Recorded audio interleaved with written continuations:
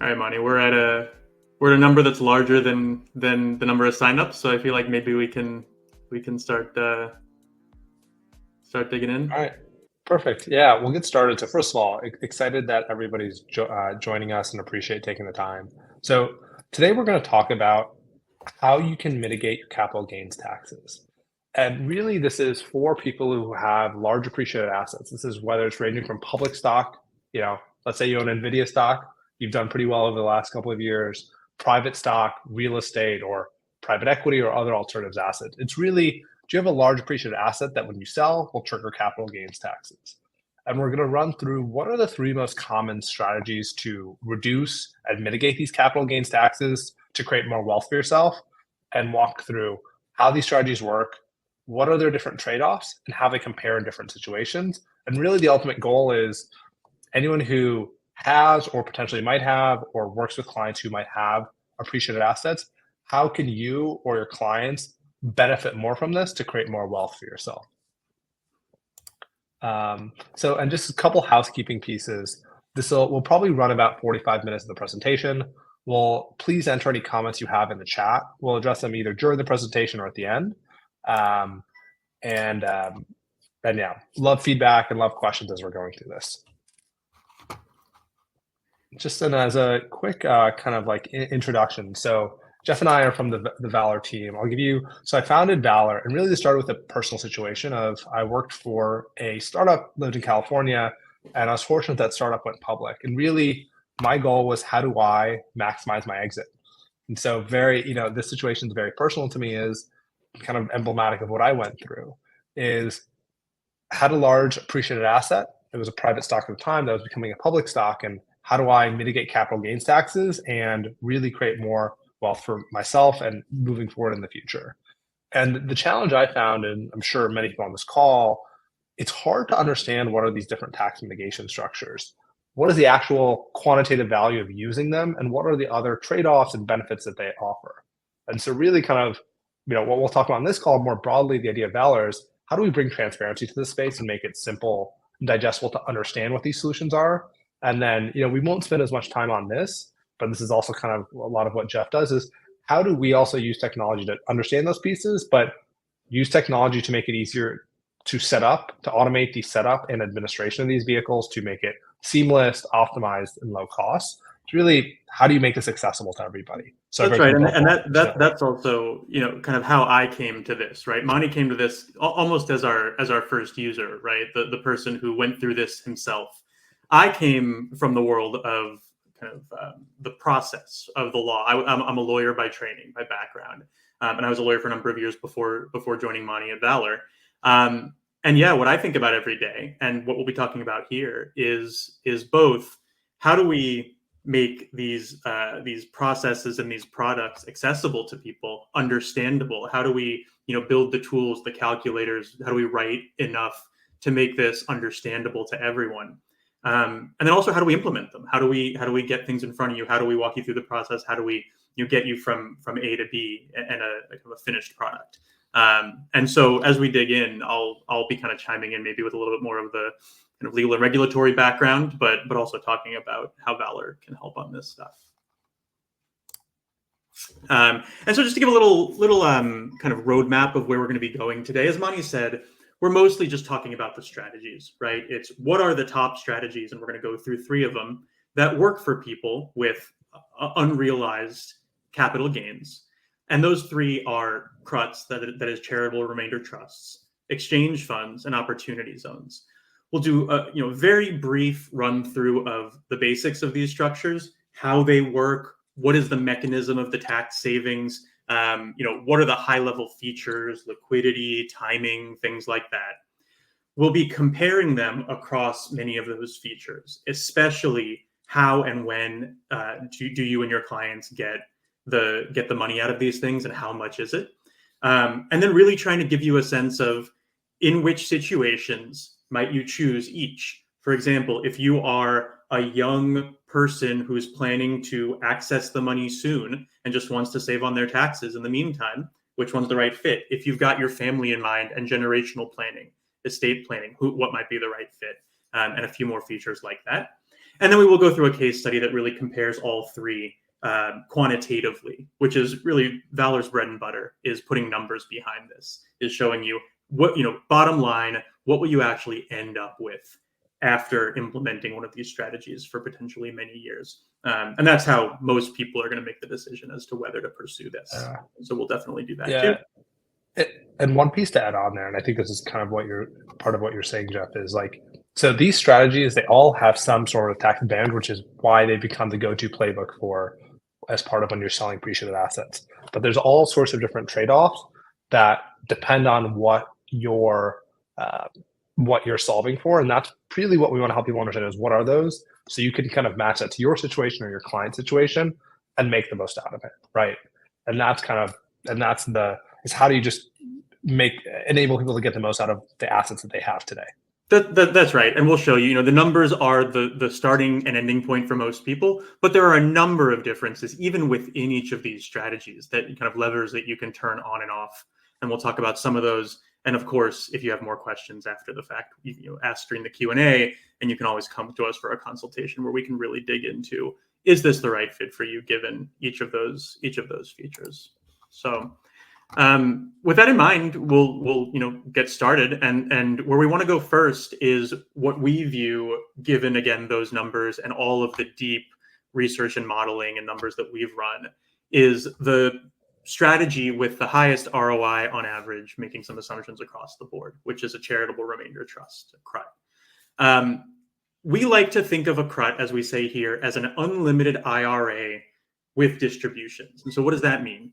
A CRUT, like an IRA, is an entity of itself where you can put assets, and that entity is tax exempt. And so when you put money into an IRA and then you invest it, all of your investing, your buying and selling inside of that vehicle is tax free, and then you pay tax when the money comes out in a traditional IRA. So too here with a CRUT, you take some asset, let's say it's just appreciated public stock, Apple stock. You put it into the trust, and then everything that happens in the trust is tax deferred and compounding tax free. So let's say you take $1 million of Apple stock and you put it into the trust.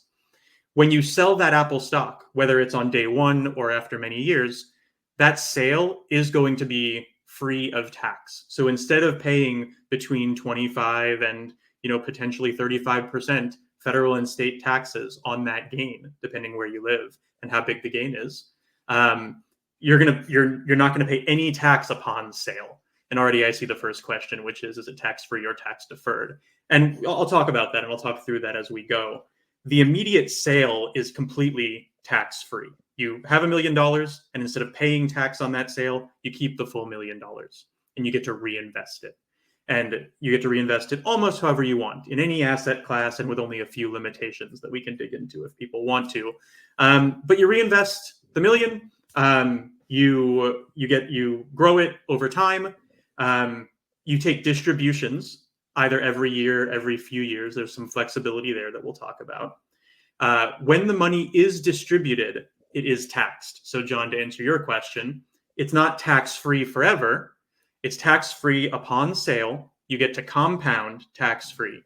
And then when you pull the money out, it is taxed. It's still taxed typically advantageously. There's some real nuance here as to how the money is taxed when it comes out, but basically it keeps the same character that it had inside the trust. So if you're selling off long-term gains from your Apple stock, then when you pull the money out, mostly it's going to be taxed as long-term gains. And so this really is an aggressive and really effective tax deferral strategy. You're paying no tax upon sale. By the way, you get a little tax deduction when you fund the trust, which is a nice little bonus. And then when you pull the money out, you do pay tax. But by pushing that tax off for potentially many years, you're growing the money much, much more than you would if you paid the tax up front. And then at the money, let me just make the last point, and then I want you to chime in. At the very end of the trust, which might be after a fixed term or after a lifetime, depending on the features that you choose, whatever you haven't pulled out of the trust with those annual distributions will go to a charity that you've chosen. And that can be your family's foundation. It can be a public charity. It's very flexible. Again, there's a ton of nuance as to how much you can pull out and when, and how you can invest. But at a high level, that's the idea. You put it in, you sell tax-free, you pull money out, you pay taxes, and then some money goes to charity. Yeah, and just to make that kind of practical, so what does that mean? Let's take this Apple scenario. Let's say you have $1 million of Apple stock and you live in California. The cost basis is $100,000. If you sell that $1 million of Apple stock in your name, you'll probably owe roughly about $300,000 in taxes, which means instead of having $1 million after the sale, you'd have $700,000 to reinvest because you have to pay that tax up front. Instead, if you put that $1 million into the Charitable Remainder Trust, you're going to upfront receive roughly, let's say, about $100,000 charitable deduction, which in California is probably worth $50,000 in tax savings. That's a side benefit. It's not the real benefit of the Charitable Remainder Trust. The big benefit is because the trust is tax exempt or tax deferred, as Jeff was saying, and John was asking, you get to reinvest that full $1 million. And so you have essentially an incremental $300,000 that you get to reinvest. And to the point of tax deferred, you're going to pay taxes when you pull the money out, but that $300,000 until you take those in distributions is being reinvested, compounding and creating more wealth for you. And this is where, if you're joining this call, you probably understand these elements of finance of compounding. It's almost always hard to understand in the long run what the value of that is. But the longer you're able to avoid these taxes and reinvest it, this can more than kind of double your post-tax wealth returns over the course of your life. And kind of unsurprisingly, the longer you're able to keep this money tax deferred, or the longer it stays in a CRUT, the more returns it's going to create over time, because instead of sending that check to the government, you're investing that money and it's continuously creating more wealth for you. That's really helpful, Money. And to answer a few questions that I think kind of highlight important themes here. What's the trade-off versus a DAF? They're very different. They're very different structures, but this does highlight why a CRUT is so valuable, as Mani was saying. With a donor-advised fund, which for those who don't know is really just an entity where you put your donations and you get to invest them and give them out over time. And so the money grows. You're not just giving away to charity on day one, but you're still committing all of that money to charity. Here, that's not the case. If you put $1 million of stock into a CRUT, and let's say you're doing a lifetime trust that might last another 30 or 40 years, you're going to be committing somewhere between probably a quarter of that money and 1.5 times that amount in nominal kind of terms, unadjusted terms to charity. But you're going to be cashing out over time a significant amount, right? On that $1 million, you're probably going to be ending up with, again, making some assumptions about growth, somewhere in the mid 7 figures of after-tax returns for you and your family.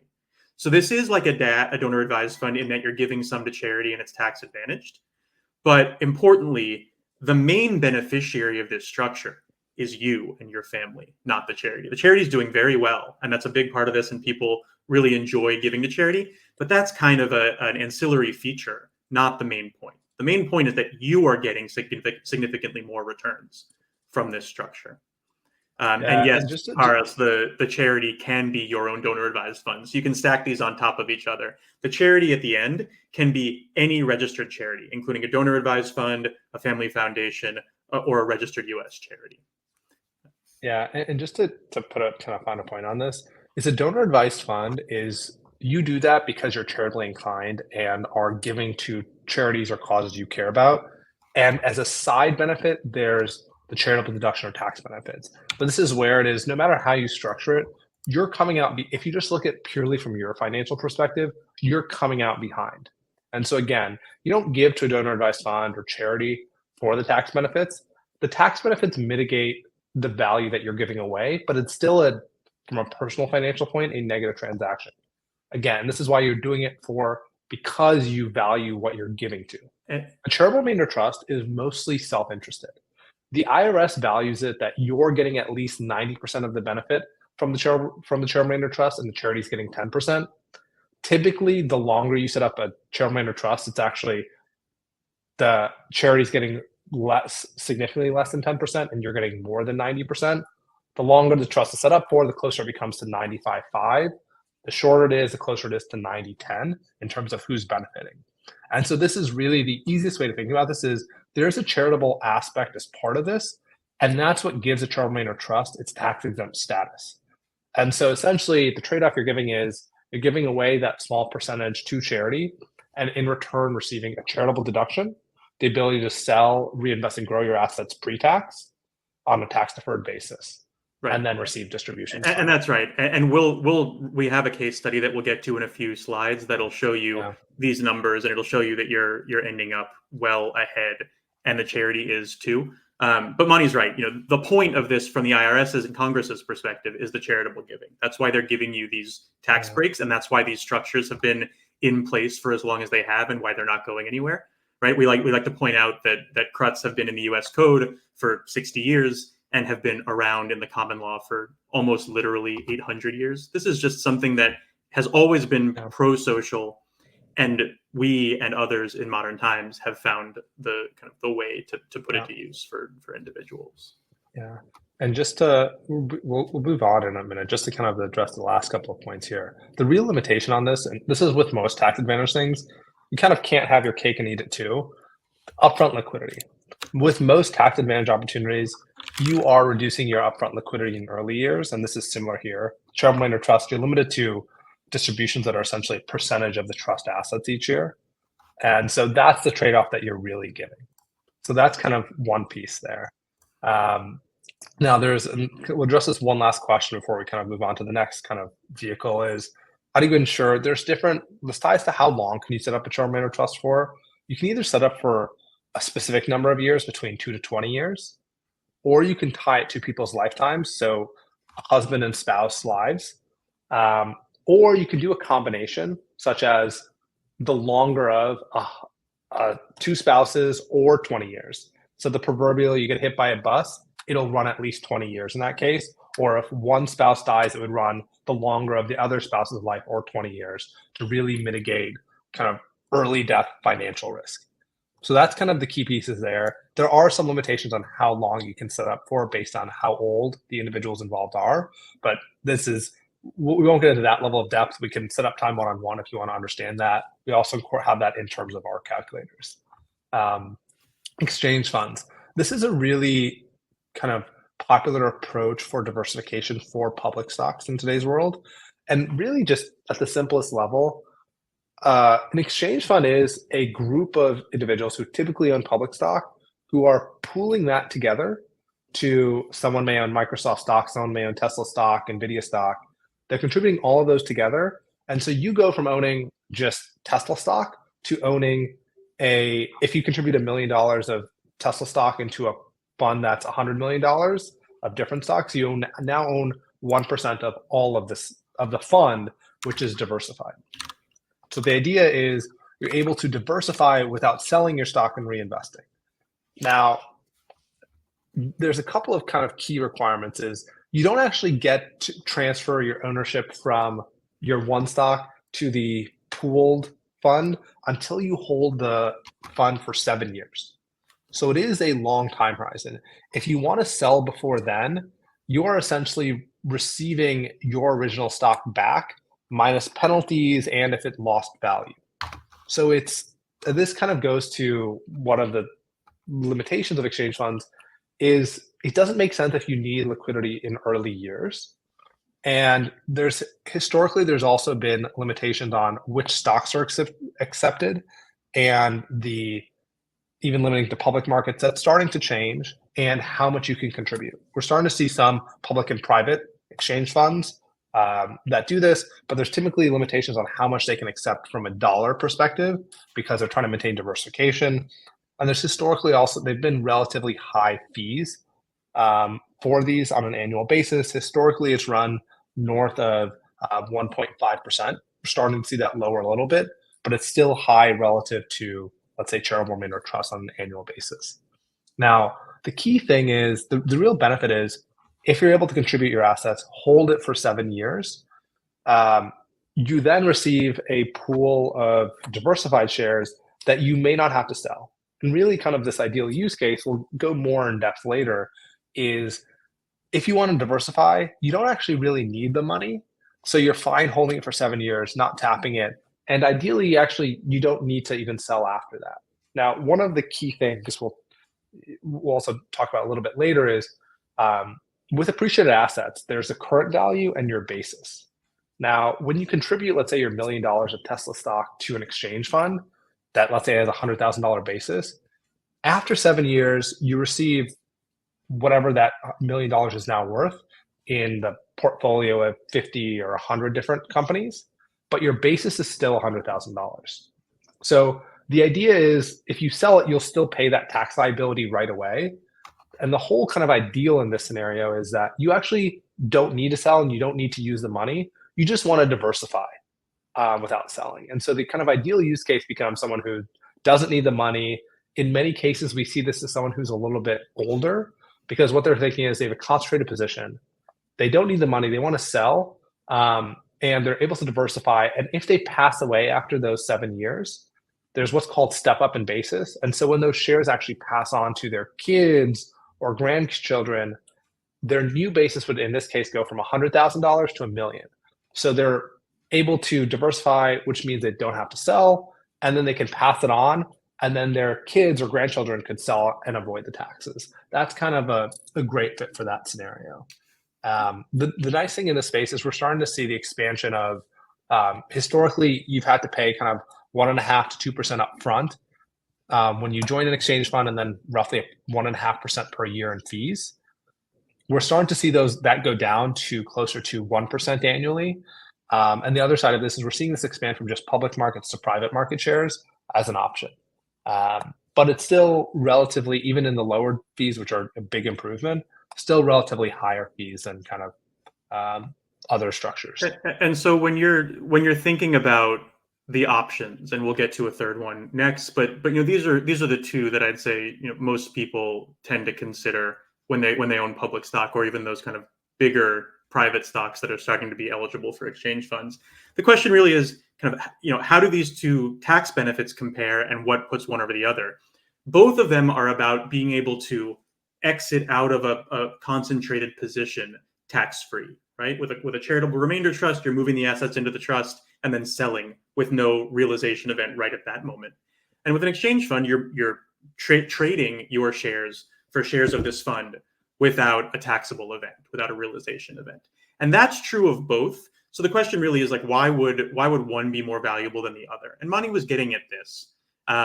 The exchange fund, in some ways, it seems more flexible, right? In that you can exit when you want, you can pull out after those 7 years. The CRUT, you're leaving money for charity. The exchange fund, you're not. What it really comes down to, and we'll show this in the comparison and in the case study, is those fees and those time kind of horizon limitations on an exchange fund that really make it more of a fit, as Mani said, if you're going to get that step up in basis. That's the main way in which exchange funds kind of win out over CRUTs. Guys, someone asked about our CRUT fees. Mani, you talked about exchange fund fees, so I feel like it's a good idea to mention this point. Yeah. We can do a deeper comparison at the end, and all of this is on our website. So you can check out valor.com/pricing. But on CRUTs, the basic idea is we don't do AUM-based fees. It's all predictable and fixed. There are a few tiers, but in general, our CRUT fees. So across all of our trusts, and by the way, we do more than just CRUTs, which we'll talk about on another session. Across all of our trusts, we do the consulting, the calculating, the modeling, and the kind of deciding what to do, and we do our drafting of legal documents and finalizing of the trust. All of that is totally free. This is really important. Traditionally, you would have hired a lawyer, and they would have charged you a fixed or hourly fee to do that. And then they would have handed you off to a trust company or an accountant to manage the trust going forward. We charge nothing for that traditional legal work. And then we take over as trust accountant and administrator. And there we charge an annual fee, starts at $5,000, which is a fraction of the going rate on the market among our competitors. So again, you can dig into this on the pricing page. And if you have further questions, of course, you can always schedule a call. But that's a good, quick and dirty directional number. Mani, you want to jump to opportunity zones or anything else on exchange funds? Yeah, let's jump to opportunity zones. So opportunity zones, this is a bit of an interesting one. Opportunity zones really came into effect in 2017. Trump passed a bill that essentially the goal of this was to encourage investment in underinvested real estate. And so what they did is calling them opportunity zones, as you can tell, of specified specific areas that haven't received the investment that they would expect. And the government gave tax incentives to essentially improve the real estate or land in these areas. And these benefits were defined for a specific number of years. And so what happens is if you have capital gains, now a big advantage with opportunity zones is with these other strategies, with whether it's a charitable remainder trust or exchange fund, you need to move the assets into those vehicles beforehand. You need to move them into your appreciated NVIDIA stock or Apple stock into a charitable remainder trust and then sell it in there to receive the tax benefits. An opportunity zone, you could have already sold your capital gains, and then you have 180 days to roll it into a qualified opportunity zone fund. That fund, so you can do it after the fact. You could also, and so there's a little bit more flexibility. Then that fund essentially invests in real estate, purchasing, improving land in these specific areas. Now, in exchange for that, there's really two key benefits. One is you're able to defer your taxes on the capital gains till 2027. Now, so in 2017, when this was first passed, 2027 was obviously a lot more valuable. Every single year we move forward, it's become slightly less valuable to defer your taxes. And that can create potentially a situation where this opportunity zone funds, you can think of them, they're real estate or private equity funds with a very specific concentrated real estate focus.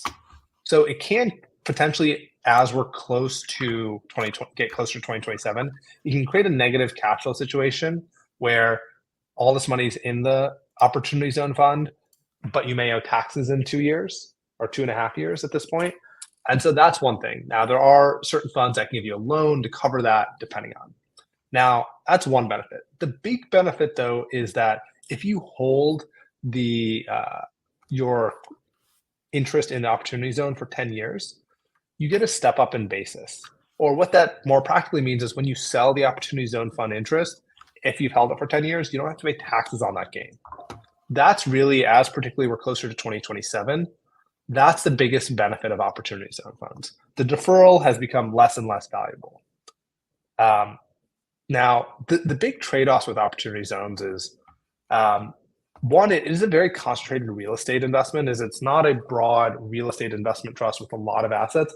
Typically, you're investing in a fund that owns between 2 to 5 assets in a specific geographical area. So it's a very concentrated real estate bet.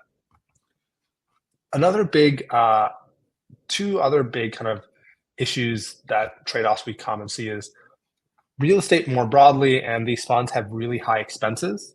So that means that a lot more kind of your investment is going towards those fees, which means you need really more upside to generate the returns.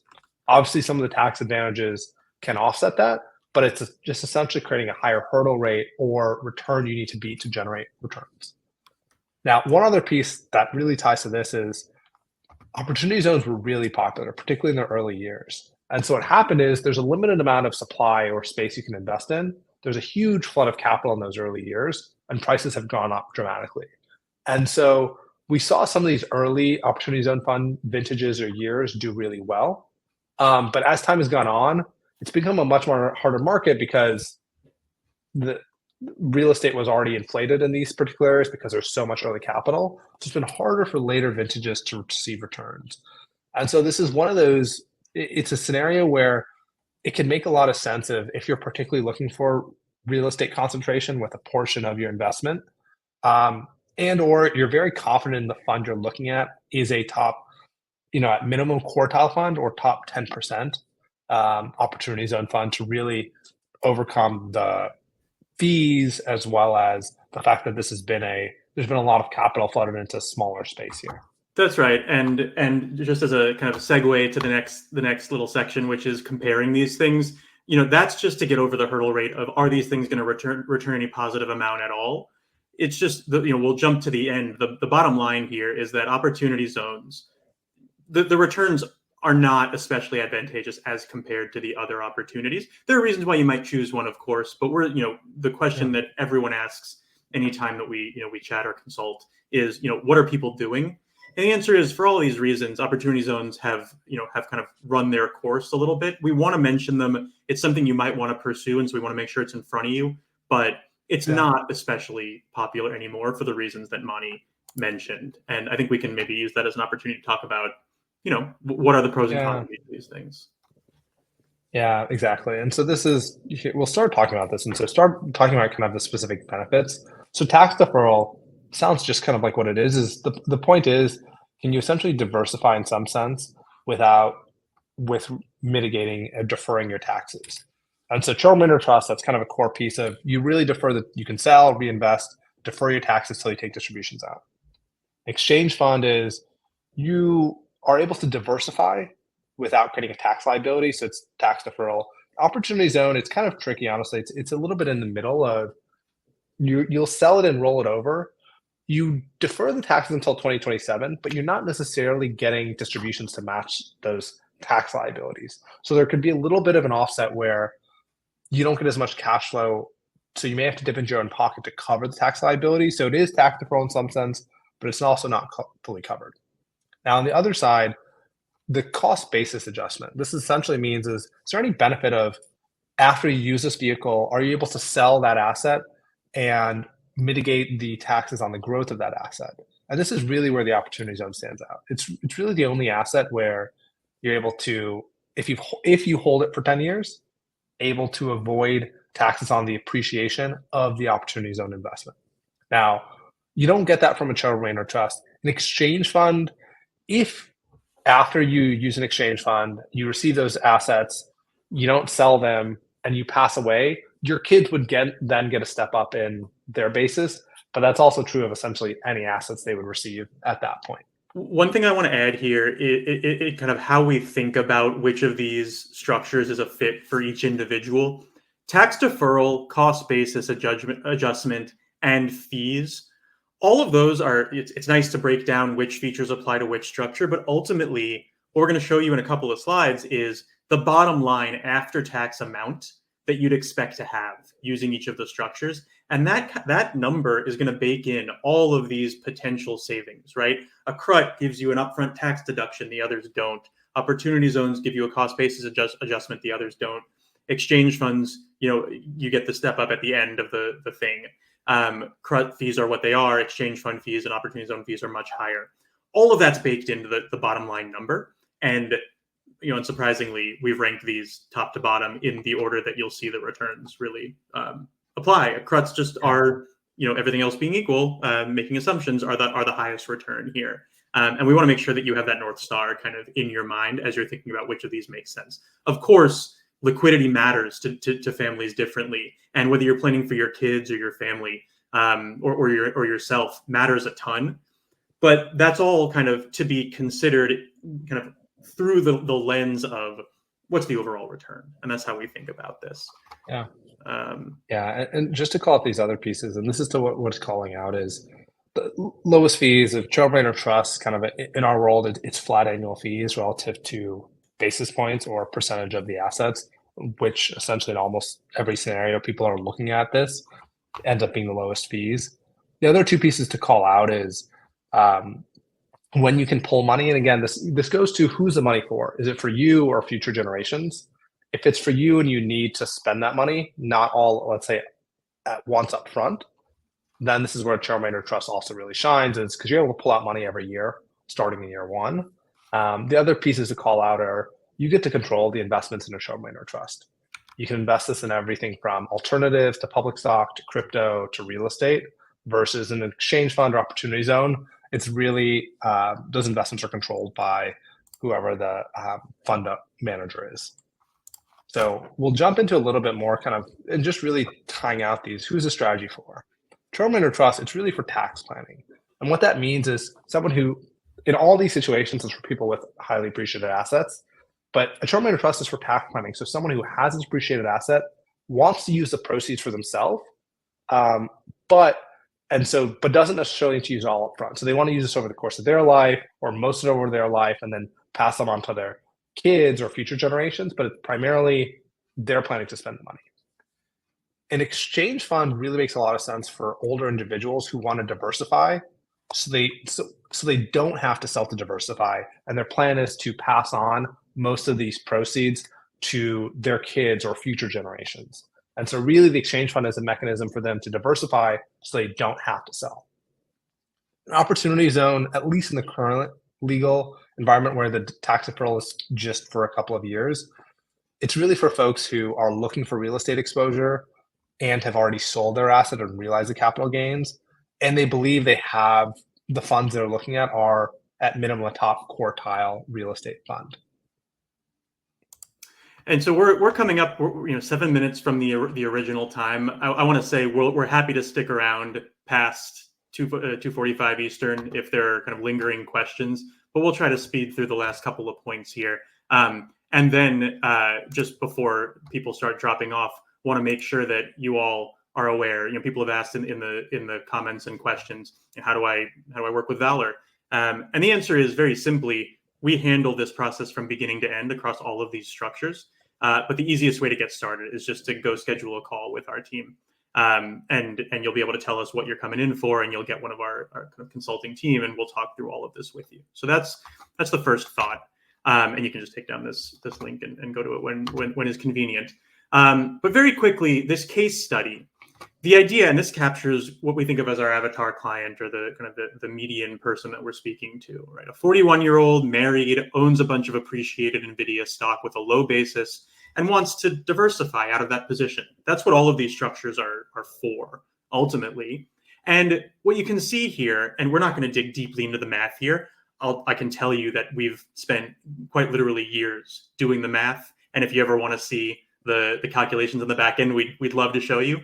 But the basic idea here is that a CRUT's going to give you the highest lifetime after-tax distributions. And in part, that has to do with the liquidity profile that you need, right? We've assumed here, the back-end math assumes that the client wants some distributions every year and wants to start taking more money out in 20 years.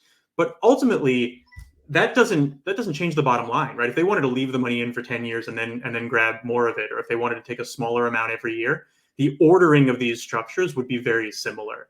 A CRUT just has the highest return. Exchange funds are pretty good even after fees. Opportunity zones, again, as I said, given the kind of sunsetting of the deferral, as Mani pointed out, just aren't a super positive structure at this point. If you really love real estate, there can be good reasons to do them. The only time exchange funds and CRUTs flip, and Mani previewed this, is if you're never going to sell, if you're going to stay in the fund forever, die, get the step up in basis and give it to your kids, then an exchange fund might have a marginally higher return than a CRUT. That's not most people, but if it's you, we should definitely talk about it. But in most cases, in the average case, a young family doesn't expect to hold their assets forever just because you can't predict that. Wants the flexibility to pull money out every year or every few years. On average, a CRUT is going to meaningfully outstrip the alternatives. So we're at 241. We can go into that more if you want. I want to hit on a couple of the comments and questions, and feel free to keep adding, and we'll see what we can get to.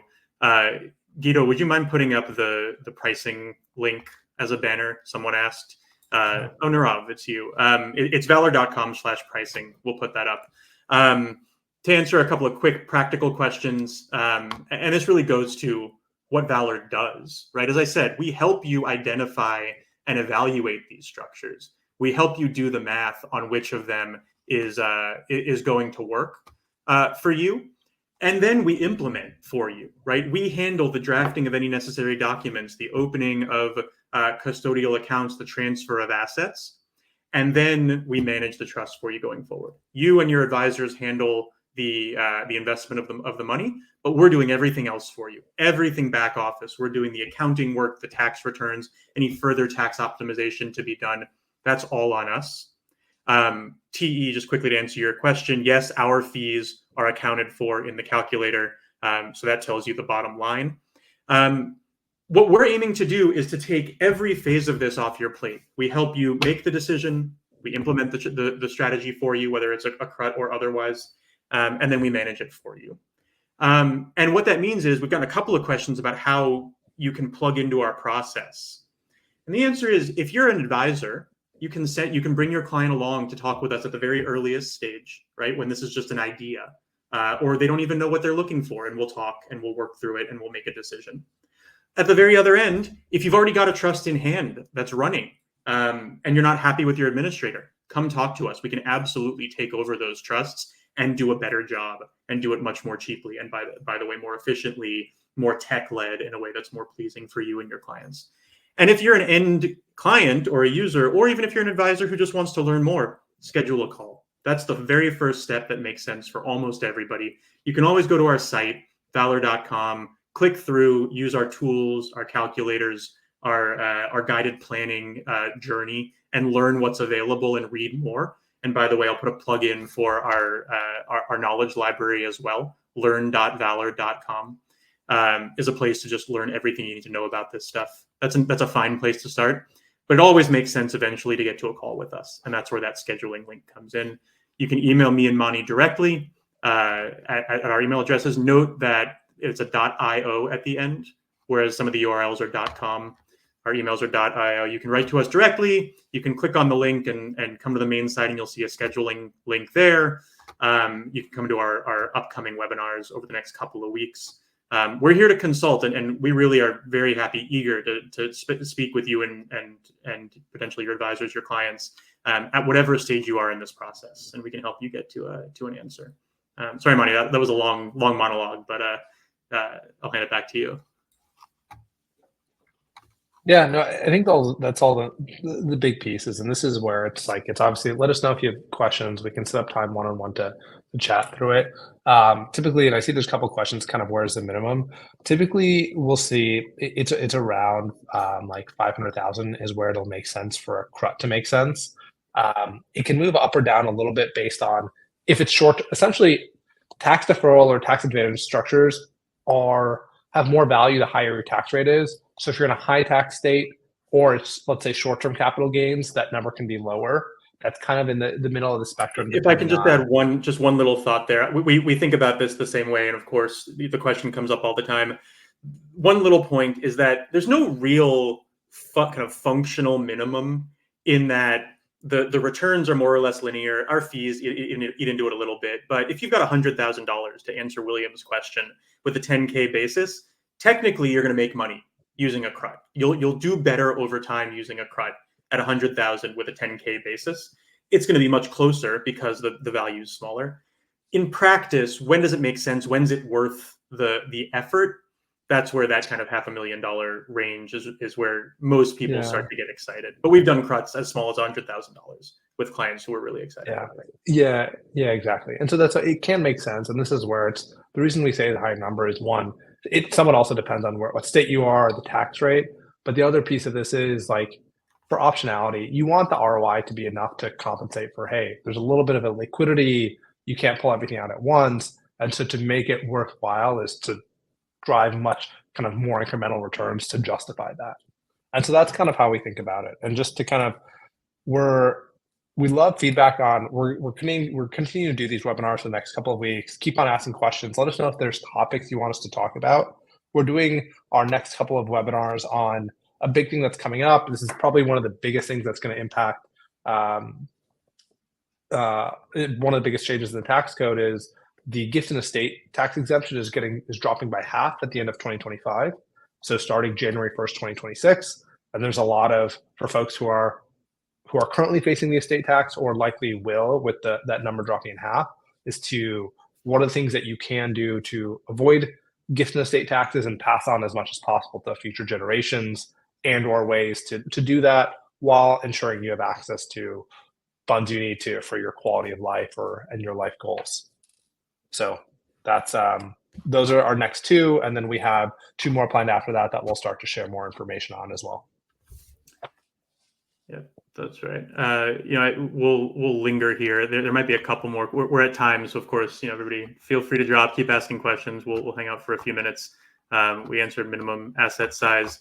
Going back up to a question at the beginning, real estate can make sense. The assets that tend to make sense here are public stock, crypto, private stock, but real estate can make sense.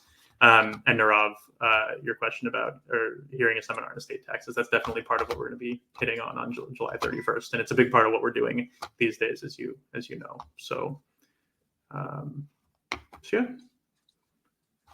doesn't feel like there are kind of new questions coming in. There are a couple of new questions. So, John, we can take over an existing CRUT. Definitely get in touch. William, delaying distributions. This is something that I really think it's probably worth scheduling a call on. So definitely get in touch. But to answer that question, and also there was one I think from maybe John or someone earlier on about it was a different John Busco, how to ensure payments through multiple lifetimes, avoiding early death penalties. Both of those questions have to do with the format and the term of a CRUT. You should definitely check out our site. If you just Google Valor and NIM CRUT, that'll tell you a lot about delaying distributions. And if you go to our Learn site and just type in NIM CRUT, you'll find that. And then as for the length, similarly, we have articles on this. But the basic idea is there are a number of ways to hedge the risk of a trust ending early. If you do a 2 lifetime trust, and imagine that both of the people who are being, who are the lifetimes get hit by a bus tomorrow, without any special hedging or planning, the trust would end. And that's a problem, right? Because then all the money goes to charity. And so we've worked, of course, with the lawyers to devise a number of ways to get around that. One is you can do a trust that runs for the longer of a fixed term or lifetimes. So it lasts for the 20 years or your lifetime, whichever is longer. That can make sure that the trust lasts for a while. You can add a term on at the end of your life where your kids take over as beneficiaries, depending on your ages that may be available. There are really a number of ways that you can buy life insurance and put it into a separate trust. It's a very common way to hedge, right? If you put $1 million in the trust and you're worried about potentially early mortality, you can buy a life insurance policy with some of the distributions and cover that principal. Insurance, especially for the younger clients, is cheap and can be a good way to hedge there. Bottom line is there are a lot of ways, and we've thought about all of this. The nuances are complex, and so definitely worth doing a call with you and or your clients to talk about it.